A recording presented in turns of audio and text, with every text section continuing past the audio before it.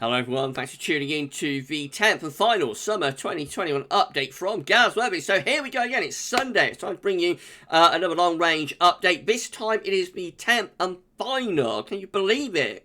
Summer 2020 update. We have reached the end of our summer updates once this one is done, and then we can do no more for you other than release our forecast next Sunday. Well, that's not quite right, because next Saturday we are going to release the third and final season one roundup for summer 2021. So, but you get the idea, you know, that we're pretty much at the end of a journey now. So I shall get on with the 10th and final summer update for you in a moment. Just to say that first release today was our nice little 7 a.m. upload. We've got GavsWeatherVids Sunny Roundup coming up for you later on this afternoon around lunchtime. I'm going to be live streaming from 6 o'clock. It's a sunny live stream, so you've got to do some long range, and we'll see you live at 6 for that. No doubt this summer update will feature, you know, in that live stream as well. I'm sure you have questions about it.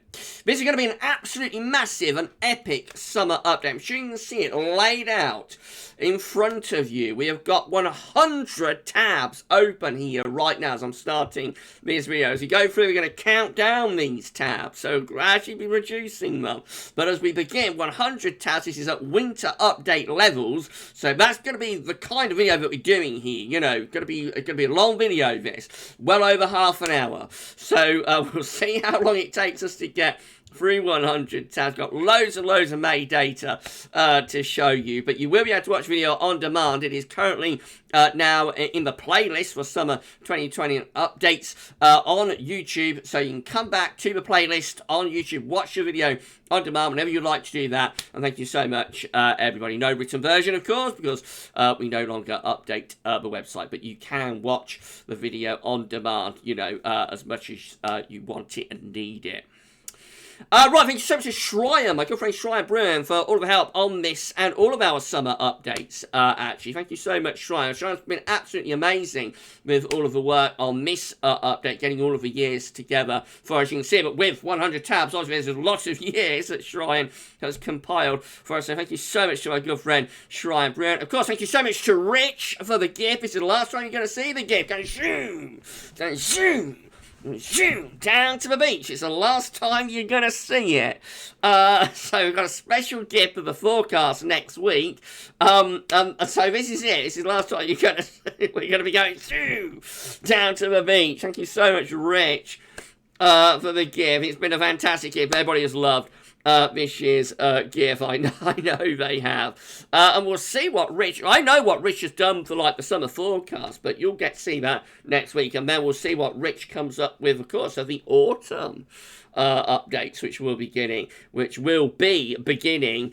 I think they're going to be like 3 weeks today will begin autumn updates, because we've got the NEO forecast to do for winter 21-22 in like a couple of weeks, and summer forecast next week, so it'll be 3 weeks today the autumn updates begin. Thank you to Schreier, thank you to Rich, thank you to Terry as well. Just thank you to everybody, really. Okay, right, let's do this then. We better crack on. Got a lot to get through, as I'm sure you can see. So I want to turn off the webcam, but I'll be back a little bit later on in the video. So we're going to start off with the central ink temperature. Now remember, I better put webcam back up while I explain this, actually. So remember, with this, as we aren't yet at the end of the month, so this is all sort of projections and what we think is most likely to happen. That's why there's a caveat with this final update, when we try to bring you, you know, data for the month that we're currently in, but we're short of the end of that month. Sometimes it's a little bit easier because we can be right at the very, very end of the month, but we're quite a few days short. It's only the 23rd of May when you're watching, so around a week short of the end of the month. So this is all projections. It's all sort of what we think is most likely to happen, but there is a margin of error here, so we could be a little bit out on either side. I don't think we'll be too far out on our projections, but just keep that in the back of your mind that you know, at the end of the month, we might come out with slightly different numbers than where we're projecting it. But that said, we're going to do our best for you. We're going to start off with the central England temperature. So we're beginning with May's CET. So the CET provisional to 21st of May is standing at 9.6. My good friend Simon, aka Global Warming at the Weather Outlook Forum, is projecting that the CET for May will finish up somewhere very close to 9.78. 9.78 is where we're projecting, where Simon is projecting we will finish with the CET for May 2021. Thank you so much to Simon, aka Global Warming, for the projection. Do check out the Weather Outlook Forum and the CET thread. I go all the way back to the year 2000. Can you believe it? I'm so old. I'm such an old man now. I go all the way back to the year... I know many of you were not even born when I started posting on Brian Gaze's forum at the Weather Outlook in 2000. So that does make me feel absolutely Jurassic. But thank you so much, to Simon, aka Global Warming, and check it out. Check out the Weather Outlook Forum, and ask whether they know Gav. They'll know Gav. Brian will know Gav, I'm sure, and tell them that Gav feels very, very old these days. So, back to business. I'm off on a tangent. I'm so sorry, everyone. I'm off on a tangent there. I'm a little bit giddy tonight. I'm sure you've realised this. So, back to business. It's going to be a fun update, this. I think it's going to be a fun update. Back to business, then. So, our CET range for May, based on Simon's projection, is going to be 9.5 to 10.1. So, 9.5 to 10.1. That's the projection with our CET range, because it will place May, if the projection is right, it will place May 2021 right slap bang in the middle. So, we're looking at summers following May, so a CET range of 9.5 to 10.1. This is our first one, it's 1837, with high pressure sitting to our north, blocking low pressure way to our south. Winds will be coming in from the east. It's a relatively anticyclonic signal. Could be rather warm summer, that one. Our next summer, following in May with CET range 9.5, 10.1, is 1845. This one will have low pressure, or has low pressure. It had low pressure over the top of the country. Get it right, Gav. With the jet stream doing a little bit like that. So a cool, wet summer in 1845. Our next summer is 1850. This was like a cool, dry summer with above average heights to our west and below average heights to our east. It means that we're pulling in winds from a northwesterly type direction. So that's a cool, dry sort of summer in 1850 by the look of it. Our next summer, following a May with CET range of 9.5, 10.1, is 1866. This one much more unsettled and colder. Northern blocking within the northern latitudes. Low pressure is to our south. Winds in from an easterly direction. That's a much cooler and wetter summer in 1866. The next summer is 1869. This is another pretty dryish and quite warm summer, actually, but it is greatly overshadowed by the summer before it in 1868, which of course is a very hot summer. So this one is not a bad summer, really, but it is overshadowed by the summer before it. Our next summer is 1872. So this one is unsettled with low pressure in off the Atlantic, along with a southerly tracking jet stream as well. That has northern blocking, so that's a cool wet summer in 1872. 1873 is showing up next. This is a very unsettled summer. We better change the colour, with low pressure just to our west and income westerlies. That's another Atlantic-driven and unsettled summer. The next summer is 1874. Lots from the 1800s with this analogues package. This one has low pressure more towards the north, a little bit of high pressure to the southwest. That could be a rather drier, but probably relatively coolish summer yet again. And then the next summer, following a May with a CET range of 9.5, 10.1, is 1876. So many from the 1870s. 1870s. is, I think. Sorry, everyone. With above average heights over and to the east of the country, in come the easterly winds. That's a drier and warmer summer, I think, for 1876. That one doesn't look too bad if you want a warmer, drier outcome. Our next summer is 1891. Look at this. Pretty grim. Low pressure is in off the Atlantic into northern and western Europe. It's combined with high pressure around Greenland, and the jet stream is on a southerly track as well. That is a wet summer in 1891. Looks pretty grim, that one, doesn't it? Then we got the summer of 1897. This one has extensive northern blocking within the northern latitudes. Low pressure is out to our west, and winds are in from a westerly direction. So that one is another unsettled and probably quite cool summer again in 1897.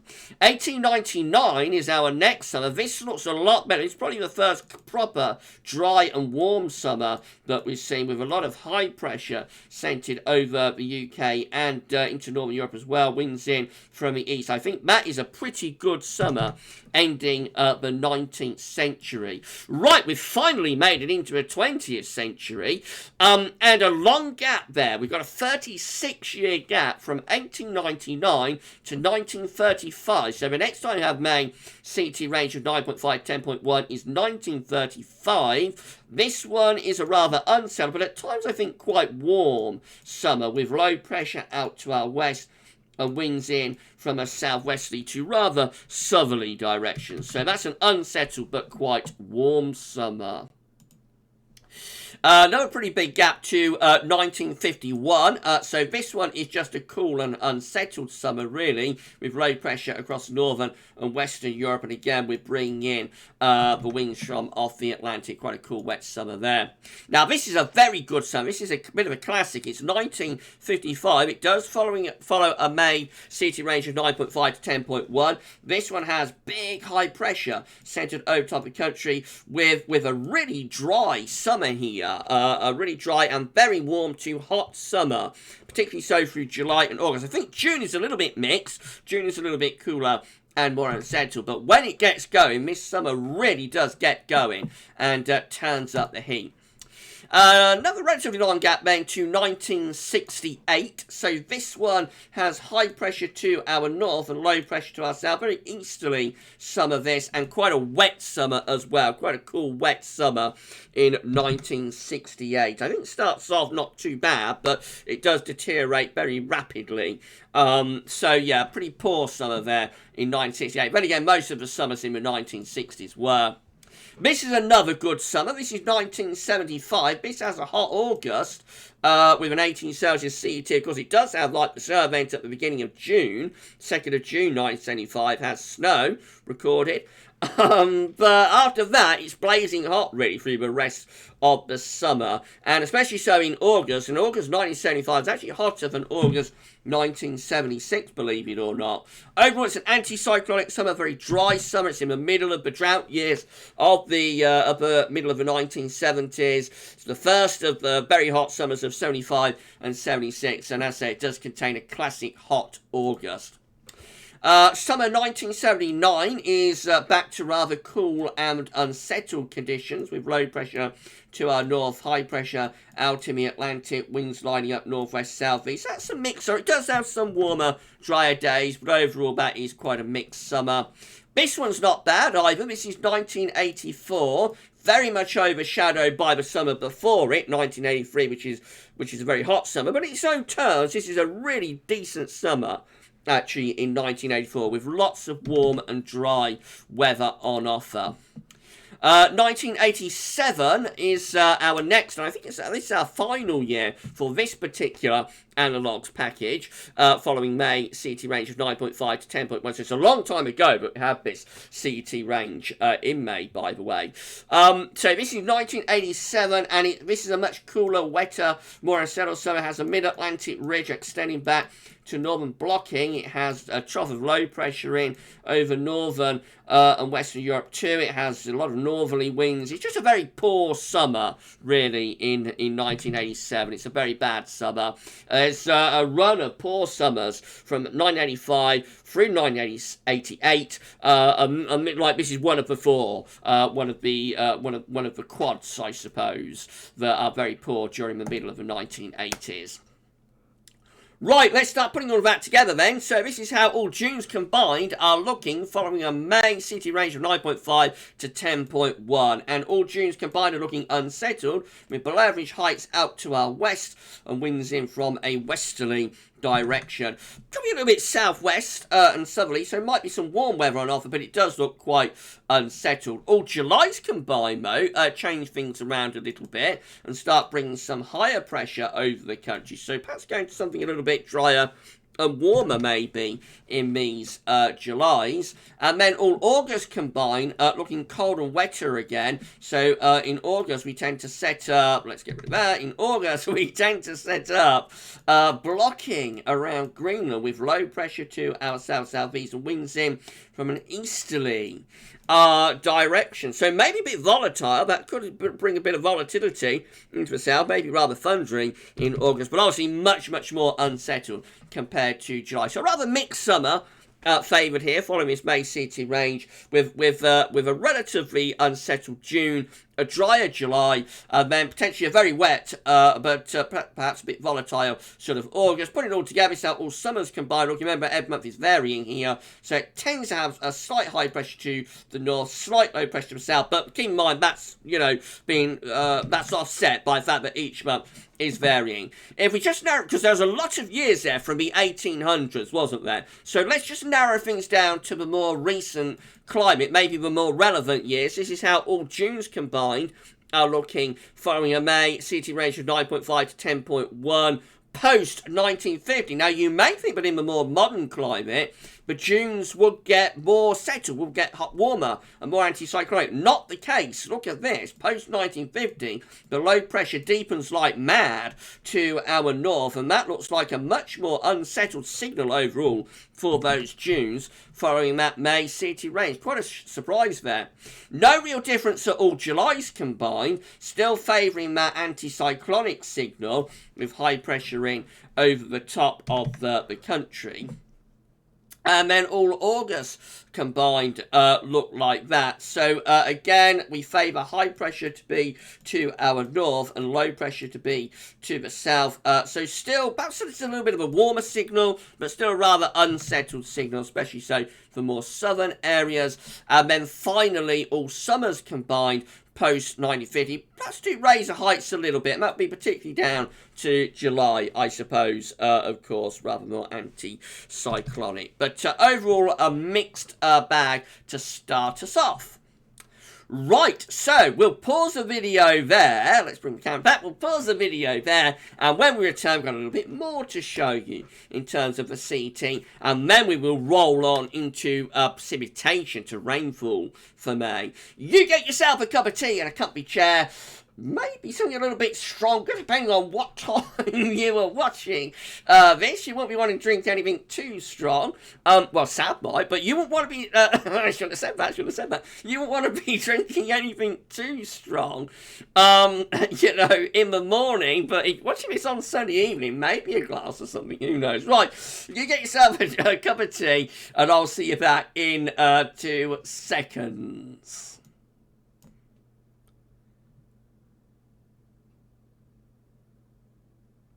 Hey!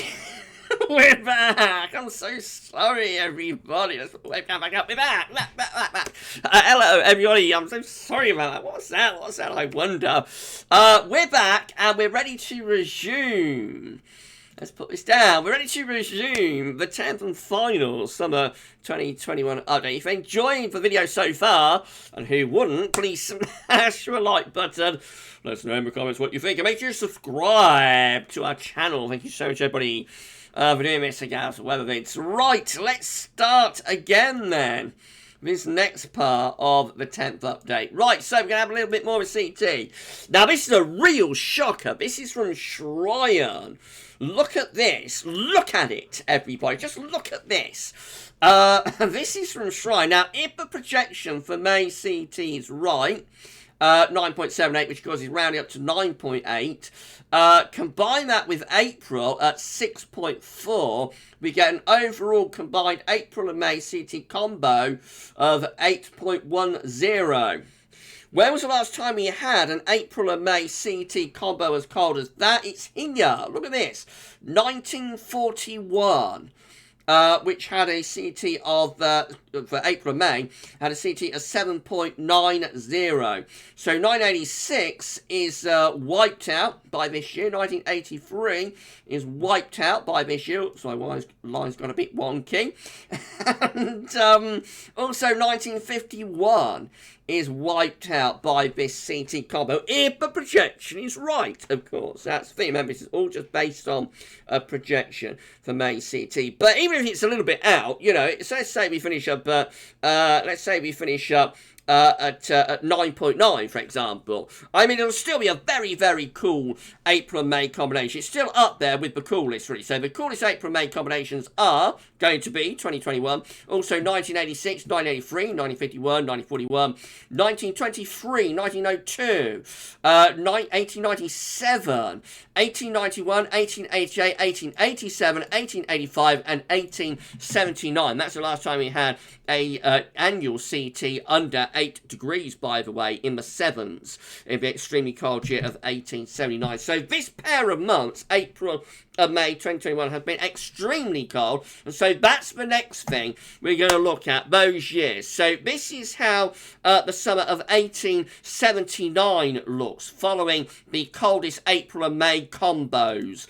This one is extraordinarily wet and cold summer. It's part of an extremely cold year. Look at all of the northern blocking within the northern latitudes. It's an extremely cold year in 1879.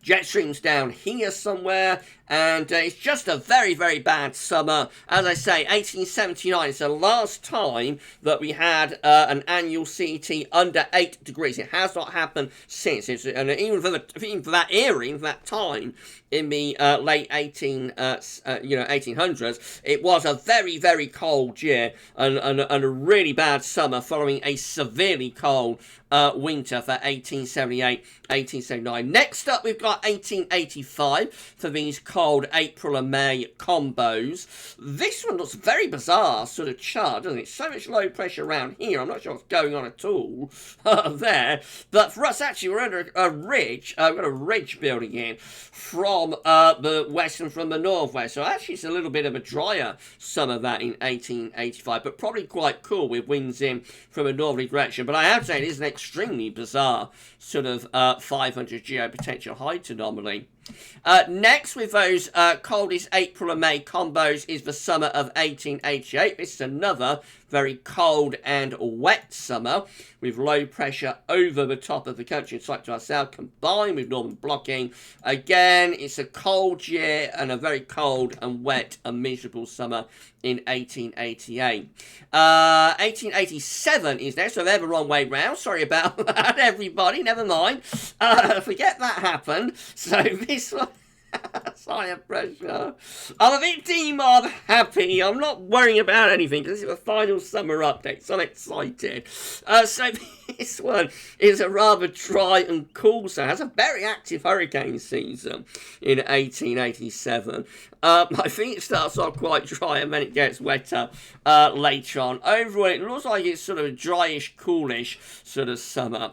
Right, we're back on track to 1891. It should have been the earlier package of analogues. This one is again a cool wet summer, low pressure off the Atlantic in combination with northern blocking. That's a cool wet summer in 1891. And then we've got 1897 showing up next, again with low pressure in off the Atlantic. I think this one showed up in the last package of analogues, didn't it? Low pressure in off the Atlantic, so again it's an unsettled wet summer. There's a lot of northern blocking going on, so that's a pretty bad summer as well in 1897. This is 1902, so this This one is a very wet and cool summer. Lots of low pressure into North and West Europe again. It's in combination with northern blocking as well. So that's a really poor summer in 1902. We've got 1923 showing up next. This has higher pressure just to our west. That's a slightly drier summer in 1923. Then we go through 1941. That's the last time April-May combo was colder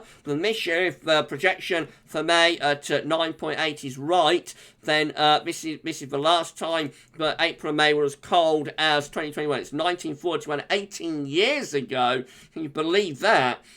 This summer is mixed. It has high pressure way to our southwest, low pressure to our north. Of course, in the middle of like the severe run of winters, the trilogy of really severely cold winters and severely cold snowy Januaries from 1940 to 1942. It's slap bang in the middle of that rather cool and mixed summer. 1983, however, is a hot summer. So look at this. This is a classic hot summer with high pressure right in over top of the country for a long, long time. July 1983 is the hottest on record, but it has been beaten, of course, in recent years. And then we've got 1986, back to cool and wet. This is a really bad summer. Actually, the 500 millibar high only does not give away how bad this summer is. The reason being is that it does actually start off with a reasonably dry and relatively warm June. But then it deteriorates big time through July, and August 1986 is absolutely atrocious. One of the worst Augusts probably of the 20th century, cold and wet in August 1986. And then, of course, got 2021. I've got question marks to that because we do not know what summer 2021 is going to be like, but we have not got much longer until we find out.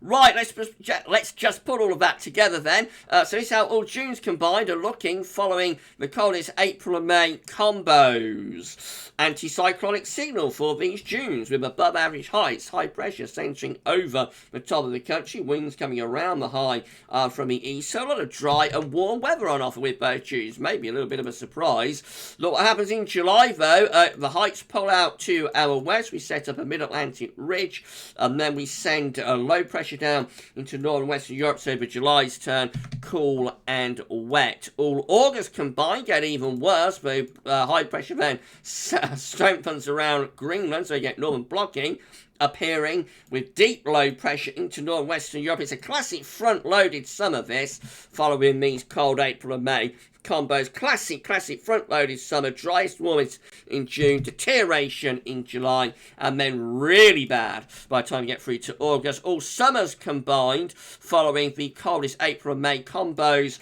look like that. So some higher pressure just away to our northwest, some lower pressure into northern and western Europe. So a wet, cool, unsettled signal overall. Bear in mind, June is definitely by far the best of it with a fair amount of dry and warm weather. And with that, we're going to pause the video again.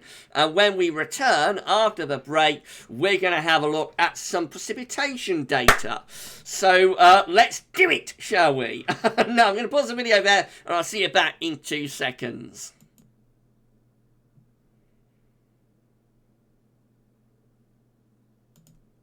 Okay, we're back. We're ready. What's that?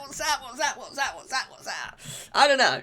We're ready to resume the 10th and final summer 2021 update. Thank you so much, everybody, for being here on this final summer update. Summer's coming, everybody, and it won't be long now. So before the break, we was looking at CET data for May. Now we're going to move away from temperature and look at precipitation data. This is very difficult to ascertain, but we think we've got it broadly where we want it. So it's time to look at England and Wales precipitation data for May, or as much as we can anyway, given how early we are from the end of the month. And we're going to do our best for you. If you're enjoying this 10th summer update, then please can you smash your like button, make sure you subscribe to the channel. You'll be able to see future weather content and future long-range content as well if you do that. And don't forget to tell your friends and family and everybody else about our channel and subscribe as well. Thank you so much to all of you for doing this. Right, webcam's going off again, and we're going to show you some more data. So this is the England and Wales precipitation page at the UK Met Office. This is going all the way back to 1766, of course. Very long time ago, with every month's England and Wales precipitation all the way back to January 1766. Wow. Right, so let's come on down then through the centuries. We come down to 2021 just here. Now, of course, we have not got May's number yet. May's England and Wales precipitation final number will be placed just here. But we have got April's number. So we've got January's there, of course. February's there, March there, and this is April's number, which came out with 13.8 millimeters. It's one of the driest Aprils on record. Exceptionally dry month for April. For April 2021. We know that May is going to be so much wetter, so there'll be a huge contrast. We don't know what May's going to finish up exactly, what number it'll finish up with, but we know it will be a huge contrast between April and May. Very dry April, much wetter May. And so this next batch of analogues is going to be looking at summers following very dry April's to very wet Mays. Now, it might not necessarily be that these are the wettest Mays. These might not be in the top 20 wettest. Some of these will be, some of these won't be. But really what we're looking at here is like the contrast, the contrast from a very, very dry April to the very, very wet, or a much wetter, let's say, much wetter May. So the first summer that follows that particular combination is 1854, with low pressure to our south blocking to the north, winds in from the east. That's a cool and wet summer. Could be quite volatile, and wettest weather, of course, would be in the south. Then we've got the summer of 1865, following a very dry April to a much wetter May. This one is rather unsettled across northern Western Europe, with high pressure to the north. So this again looks like it's quite an unsettled and probably relatively cool summer as well. Then we've got 1906 doing this contrast between a very dry April to a much wetter May. And this one has high pressure sinking down into Western Europe. It's a dry but cool summer in 1906, although it does have a fantastic and phenomenal heat wave at the beginning of September. The next summer, following a very dry April to a much wetter May, is 1938. This one with lots of low pressure across northern and West Europe. That's a cold, wet summer, or a cool, wet summer in 1938. A high pressure pushed away from us into the Atlantic. 1954 is the next summer to do this very dry April to much wetter May combo. So this one, very, very wet summer. This is one of the worst summers of the 20th century in 1954. And then the next summer is 1955. It showed up earlier for CET data. Look at this. It's back again. Lots of high pressure. This is a hot, dry summer, especially hot and dry in July and August. And then we've got 1958 back on trend. This one is very wet and unsettled, with lots of low pressure in off the Atlantic. In come the westerlies, much wetter and cooler summer in 1958. And then 1997, long gap. Next time we have like a very dry April to a much wetter May is 1997. This one has low pressure to the south, high pressure over Scandinavia. Very easterly summer, a cool, wet June, but a very hot August in 1997. Almost as hot as August 1995, but not quite. But nevertheless, very, very hot August, but also very thundery, very wet, volatile August. Then we've got 2007. Oh dear, oh dear, oh dear. We didn't want to see that one showing up. One of the worst summers of any of our lifetimes, with tremendous flooding rains through June and July in particular. August picks it up a little bit, but it's nothing to write home about. But absolutely terrible June and July. I think July 2007 is probably the wettest since 1936. And then the last time we have a very dry April to a much wetter May is 2015. This was a pretty poor summer as well, although it does have one extremely hot spell right at the end of June and into the start of July. It gets very, very hot, like a heat spike. But otherwise, the rest of the summer is cool and unsettled. Putting all of that together, this all Junes combined are looking following very dry Aprils and much wetter Mays. So this one with low pressure over Western Europe, high pressure blocking to the north, so a cool and unsettled signal for these Junes. All Julys combined following very dry April to much wetter May. Again, looks very unsettled with a deep trough over top of the UK combined with northern blocking, a cool, wet signal for those Julys. All August combined, following very dry Aprils to much wetter Mays, has low pressure out to our northwest. High pressure's in over Scandinavia. Winds are in from an easterly direction. So it is warmer, potentially, in these August. There is warm potential, particularly so with, of course, 1997 being in there, which is a very hot month. But overall, actually, it is an unsettled signal as well for those August. And all summers combined, following dry Aprils to much wetter Mays. Unsettled, northern blocking to the north, low pressure to the south, winds in from the east. If we narrow things down to just look at the years after 1950, again, it's a very unsettled for these Junes. This is how all Junes combined are looking following very dry Aprils to much wetter Mays.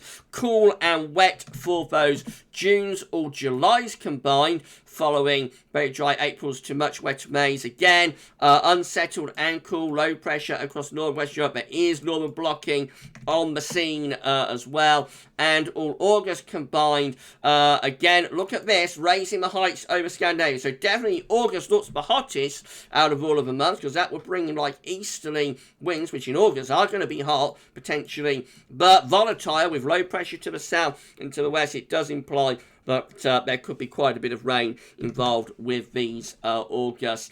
Probably quite a lot of thunder.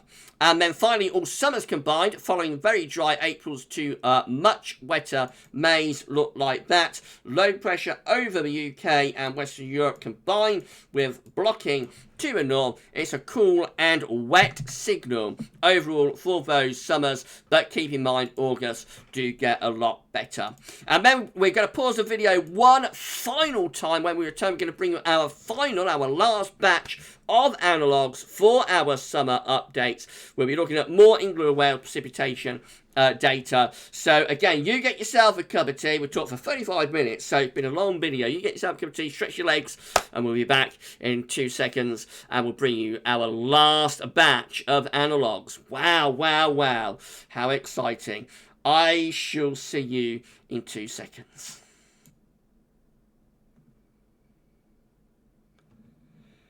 Okay. You knew it was coming, didn't you? You knew it was coming. We're back. And this is it. We've gone from 100 tabs to something like 36. We're at the end now, virtually, of our summer updates. Let's just put that down. We're at the end of our summer updates. I hope you've enjoyed summer updates. We've just got one final batch of analogues to show you. If you have enjoyed this 10th and final, so epic summer 2020 update, then please can you smash your like button. Unless you're subscribed to our channel, don't forget to your friends about GavsWeatherVids and drop a comment and let us know what you think about this summer update. So we've just got one very last batch of analogues to bring you, and then that's it. So I'm going to turn off the webcam for the final time, and we're going to show you a little bit more data for England and Wales precipitation. So this is showing England and Wales precipitation daily totals.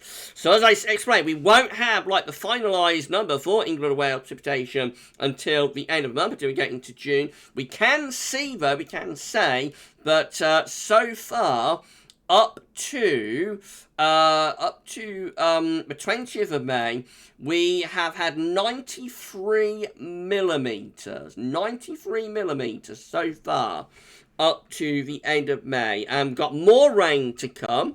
Of course, there's going to be more rain before month's end. And so we can say pretty confidently, though we don't know where it'll be, but we can say pretty confidently that this May will be a top 20 wettest May. It could be a top 10 wettest. I think it's probably more likely to be somewhere between 20 to 10, but it should definitely be a top 20 wettest May. So very simply, we're going to count down for our last batch of analogues. We're going to count down summers following the top 20 wettest May. So here we go. At number 20, we've got 1889 with low pressure below average heights across northern and west Europe. Jet stream is pushed southwards. That is a wet summer in 1889. Let's start closing down some of these tabs, shall we? Our next summer at number 19 is 1856. The 19th wettest May is 1856. This one has high pressure to our west. It looks like it should be that strange combination of cool and dry for the summer of 1856. Our next summer at number 18 is 1925. This one's a little bit more anticyclonic with some higher pressure to the northwest, low pressure to the south and the east. Winds are in from a northeasterly direction. That's a drier summer, and I don't know much about it, but it's probably quite a coolish summer as well. At number 17, we've got 2000. So the 17th wettest May is the year 2000. Summer 2000 is a very unsettled summer. It has a cool, wet July. Quite a bit of warm weather during the summer of 2000, it has to be said. But it's quite a humid summer, but it is a very unsettled summer as well, preceding what was an extraordinarily wet autumn, of course. At number 16, we've got 2014. This is an odd summer with high pressure to the north. Low pressure is to the south. Winds are in from the east. So this has a hot July, or a very warm July anyway, with a CET in the 17s, and then is followed by the coldest August since 1993. That's a really bizarre summer in 2004. Look at this. It's 1955. It's back again. It's been in both sets of analogues. How interesting. We would probably weight this one rather higher than a lot of the years within this update, because it has shown up sort of in both sets of a CET and also for precipitation, and of course like for dry Aprils to wet Mays. Anyway, as I explained, it's a hot and dry summer. It has a mixed June, rather cool June, but July and August 1959 are classically dry and hot. It's at number 15. We may not be too far away from that either, I don't think. We'll see. Number 14, 14th wettest May is 1847. This one is a warmer, drier summer as well, with higher pressure reaching in to the north and the west of Europe, so a lot of dry weather on offer with that summer. The next summer is 1942. Cool and wet, low pressure to the east, high pressure to the west, winds in from a northwesterly direction in 1942. At number 12, we've got 2006. This is one of the hottest Julys ever recorded, with high pressure over to the west of the country, winds in from the east. That's a very, very, very, very, very hot July, and it's a very warm summer as well. June 2006 is very hot. August lets the side down, as it so often does in recent years. Otherwise, it would probably have been up there with the daddy. But it isn't quite, because August does turn cooler and wetter. Nevertheless, this is a really hot summer, and it's in at number 12. At number 11, we've got 1983, another hot summer. Look at that. High pressure is over UK, bringing lots of dry and fine weather. Again, has a very hot July in 1983. How interesting, both together, 12 and 11. We've got 2006, 1983, both with really baking hot Julys. And then we've got 1969, which was one of the better summers of the 60s, probably the best summer of the 60s, actually. Well, it's not saying a great deal, but nevertheless, it's in there at number 10. So, yeah, that's probably the driest and warmest summer of the 1960s. We're into the top 10 now, and summer is coming. At number 9, we've got 1878. Look at this. Blocking to the north, low pressure to the south, winds in from the east. This is a very unsettled and wet summer before we get to the severely cold winter of 1879. We have a very wet and quite cool summer. It does contain lots of northern blocking, very active hurricane season in 1878 as well. At Number 8, we've got 2007.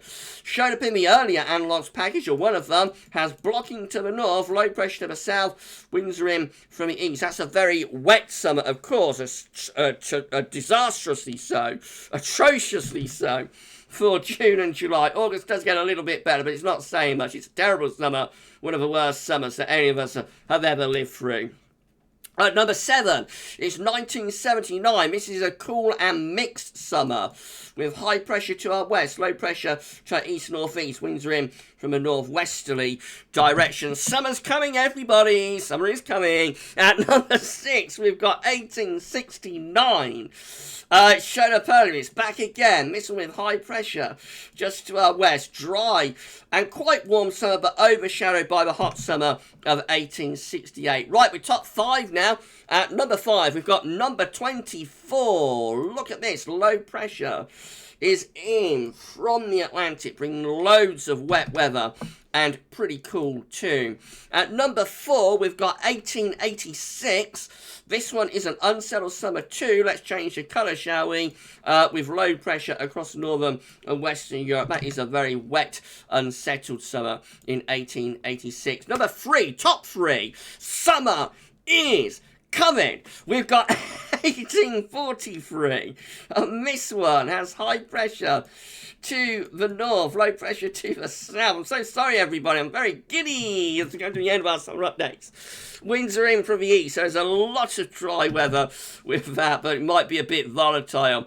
Top 2, at number 2, the second wettest May for England Wales precipitation is 1932. I don't think this is too bad a summer. This has high pressure just to our west, low pressure to our south. I think that has a lot of dry and quite warm weather on offer in 1932. There's like several decent summers in the early 1930s. That's the first of them, I think, in 1932. 1933 is much better, though. And then the wettest May for England Wales precipitation is 1967. The summer of 1967 is the summer of love. And it has low pressure to the north and west, has high pressure to the south and southeast. I'm going to cringe. I'll cringe in the morning. And winds are in from the east. Driest weather in the south. Wettest weather in the north. No, winds won't be in from the east with that. What am I doing? Low pressure to the north. High pressure is just there. So winds will be in from the west or from the southwest. It's a relatively warm summer, but it's very unsettled summer as well in 1967. Right, let's just put all that together and then we're done. So this is how all Junes combined are looking following the top 20 wettest Mays. And we have an anticyclonic signal here for these Junes with high pressure over the country and to the north. Winds in from the east. A dry and warm June favoured following our top 20 wettest Mays for England, Wales, P. We do not get a deterioration, though, for the August. I'm sure you're expecting, for the July, I'm sure you're expecting one, but we don't get one. We keep the above average heights in close to the UK and going to our north as well. So a reasonable amount of dry weather with those Julys too. All August combined, following the top 20 wettest Mays, probably going volatile. Low pressure setting up to our south, high pressure is to the north. Winds will be in from the east to the southeast, so it could be thundery, but still potentially quite warm. These are quite warm summers, I think, a lot of these. And all summers combined, following the top 20 wettest Mays, look like that. High pressure away to our northwest, low pressure is to our south and east, winds in from the east. So driest in the north, wettest in the south, generally pretty dry through June, and July does get a bit more unsettled in August. And look at this, if you narrow things down, just look at the years post-1950, so this is how all Junes combined, following the top 20 wettest Mays post-1950. Look, high pressure for these Junes strengthens over and slightly to the east of the country. A dry, potentially hot signal for these Junes. She wasn't expecting this, was she? But it gets better. Look at the Julys. That's how all Julys combined are looking. following the top 20 wettest Julys, following the top 20 wettest Mays, I should say, post 1950. I'm getting excited. Look at this. High pressure in from the Atlantic into UK and into Northern Europe. That would suggest an increased possibility of a hot July following those top 20 wettest Mays. What a twist we have here right at the very end of our 10th and final summer update. All August combined, still with high pressure to the north, low pressure to the south, winds in from the east, very warm potentially, even hot potentially for these August, but could be volatile, could bring storms into more southern areas. So let's see what's happening there, shall we? So I better see what I can do about this. So you want to get rid of that, don't we? Sorry about this, everybody. Let's make sure we're recording. Okay, yes, we are. So, I will progress on. I don't know what happened there. I pressed the wrong key, I think. Getting too excited about these analogs. Right, so, next up, we have all summers combined. Following the top 20 wettest Mays. I'm so sorry, everybody. So, for these summers, we tend to favour high pressure. I don't know what happened there. I tend to favour high. I'm using new equipment. That's my excuse. But, let's get back to business. For all summers combined, following the top 20 wettest Mays post 1950, anticyclonic signal, high pressure is in control. And so a dry and warm summer, can you believe it? Maybe a dry and hot summer is favoured. Who would have thought that? Who would have thought it? What a twist we have right at the very end of our summer updates. And we're done with this epic 10th and final summer 2020 update. If you enjoyed the video, please can you smash the like button, make sure you subscribe to the channel, don't forget to tell your friends, family, everybody else about GavsWeatherVids. Drop a comment and let us know what you think about this and all of our videos. Thank you so much, everybody, for doing that. And from 100 tabs, we are down to just one. And it's the last time you're going to see the Summer 2020 Updates gift. So that's it. That's as much as we can do for you. And what a twist we had right at the end. I'm sure you wasn't expecting that last set of analogs to do that. But I was shocked when I saw how they came out. And I knew we would end this video on that twist. And what a twist it is. And so where does that leave us? Where will that leave us for the summer forecast? You'll find out in just 1 week's time. So that's all we can do for you now for our summer updates. We're at the end of them. We're finished with them. We're done with them. All we got left is the season model roundup on Saturday. Get all the long-range ones together for the final time. And then we will release our summer 2021 forecast for you on Sunday. If you enjoyed this video and enjoyed the journey with the summer updates, and thank you so much everybody for sticking with it and for being with us through this journey of summer updates. And yeah, it's summer forecast time next week, so we've run out of time. We can do no more updates. And that's it. So, we're going to be back later on GavsWeatherVids Study Round. Of course, we're going to be live streaming from 6 o'clock. I'm sure you have lots of questions. What was Gav on? You'll be wondering, what was Gav on during this update? So, you'll be able to ask what Gav was on and ask whatever questions you would like about this summer update when we live stream from 6 o'clock. So, I shall see you live then. But don't forget the Study Roundup for the 10th and final summer 2021 update at just gone 50 minutes. What an epic. That's all for now, and thanks for watching.